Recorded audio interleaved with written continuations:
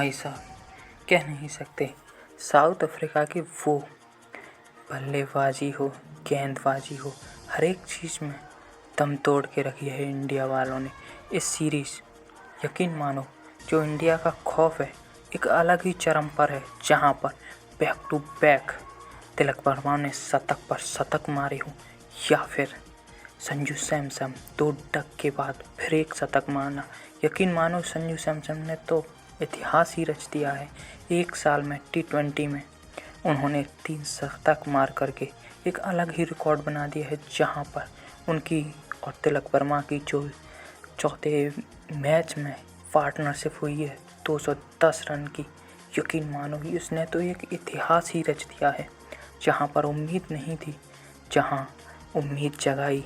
यकीन मानो, तिलक वर्मा जहां पर हमेशा उन पर सवाल उठते हैं और हमेशा ही उनकी बातों पर ये कहा जाता है कि मुंबई इंडियंस कोटा, लेकिन तिलक वर्मा ने जो कमाल की पारी बैक टू बैक 2 शतक मारे हैं। यकीन मानिए, उनका वो चौथे नंबर पर खेलते थे, लेकिन सूर्य कुमार यादव ने उन्हें जब तीसरे नंबर पर खिलाया तो वहाँ से कहानी ने जो रुख लिया, यकीनन वो वास्तव में ही बयां करता है। जहाँ पर अगर तीसरी मैच की बात की जाए सीरीज़ की, तो उसमें तिलक वर्मा को तीसरे नंबर पर खेला और वहाँ पर नॉट आउट 107 रन बनाए, और उसके बाद जो चौथे मैच में किया तिलक वर्मा ने और संजू सैमसन ने, यकीन मानो आज ही बल्लेबाजी में रुकने का नाम ही नहीं ले रहे थे। और जहाँ तक सोच रही थी वहाँ तक सारी एड़ियों तक का जोर लगा दिया। और जहाँ पर हम साउथ अफ्रीका को हमेशा ही एक बेहतरीन फील्डिंग के तौर पर देखते हैं, उनके एक भी कैच नहीं छूटते हैं, लेकिन यहाँ यकीन मानो इतना प्रेशर कर दिया था टीम इंडिया के प्लेयर उन्होंने, जो भाई साहब उनसे मैच और मिस फील्डिंग हुई है उसकी तो एक चरम ही एक अलग ही सीमा पर जाकर रुकता है। लेकिन तारीफ काबिल तो हैं तिलक वर्मा, और तिलक वर्मा के साथ साथ संजू सैमसन तो हमेशा ही एक बेहतरीन खिलाड़ी थे, लेकिन उन्हें मौके नहीं मिले। लेकिन संजू सैमसन ने कहा, रुको भाई, ठहरो, हम भी तो हैं, हम जब चलेंगे तो तुम्हारे हर एक तूफान को उखाड़ फेंकेंगे। और यही किया संजू सैमसन ने। और जो संजू सैमसन की पारी थी काबिल तारीफ, तो उनका तो कहना ही अलग, लेकिन उससे ज़्यादा प्रभावित किया तिलक वर्मा ने। Tilak Varma back to back 2 शतक मारती हुई, और सिचुएशन मायने रखती है।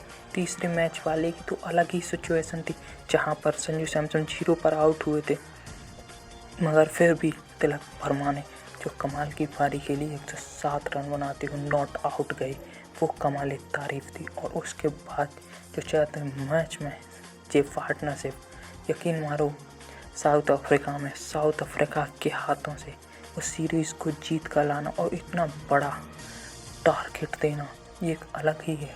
जहां पर उस मैदान पर 260 रिकॉर्ड था हाई स्कोर, लेकिन वहां पर उन्होंने 283 कर दिया उसे। ये कमाल की सोच दर्शाती है सूर्य कुमार यादव की। जब उन्होंने देखा कि तीसरे मैच में तिलक वर्मा बहुत बेहतरीन चली इस सीरीज़ की, तो उन्होंने चौथे मैच में उन्होंने कतई देर नहीं की। जब आउट हुए अभिषेक शर्मा, तो उन्होंने बिल्कुल भी देरी नहीं की और उन्होंने भेज दिया तिलक वर्मा को।